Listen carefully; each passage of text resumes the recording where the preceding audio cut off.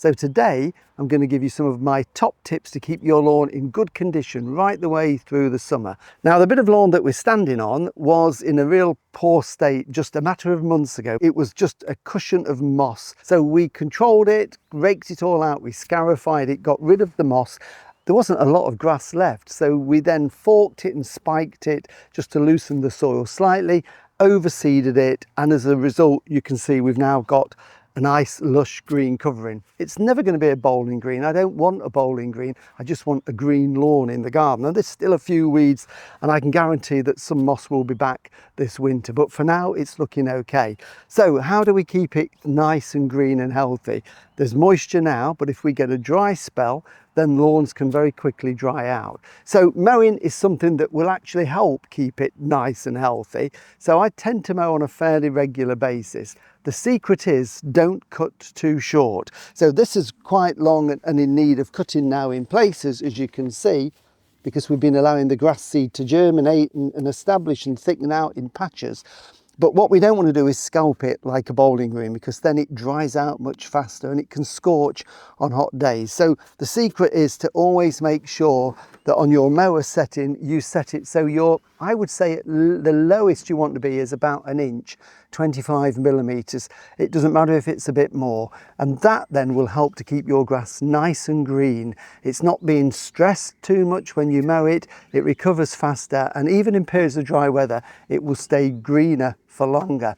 And the other thing that I do is, once we get to this time of the year, I don't use the grass collection box. So this is a rotary mower. Some people use cylinder, but I prefer for this type of utility lawn a rotary mower.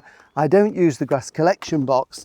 What I use instead is, in the back here, there is a mulch plug. So if I lift the flap at the back where you would normally fit the grass collection box, it's got a mulch plug in here. And basically that just fits into that hole there, stops the grass blowing out the back of the mower, and the blades are designed to chop it very finely, and then the downdraft blows it down into the covering of the grass there. So that does various things. It acts like a mulch, hence the name mulch mower, but it's not leaving a layer of grass all over the lawn. It's actually helping to rot down and mulch the soil to keep it cool and moist for longer through the summer. But also the nitrogen in those leaves is then recycled, and that goes back into the soil. So you're actually mulching your lawn to keep the soil in good condition, but you're feeding at the same time, little and often. Now, you do have to mow probably on a weekly basis for that to work. If you let it get too long, then you will leave lots of grass clippings on the top. The idea is when you're mulching, ideally, you shouldn't see any grass clippings on the top at all. If your grass is a little bit longer, like I've left this lawn here, all you need to do is just lift it up another notch on the mower, and then basically when you do it the week after or a few days later, just drop it down to the desired height. So it works really well, and I can guarantee if we get a hot dry July and August, this lawn will hopefully stay greener than one if you were cutting it really close and collecting all of those clippings.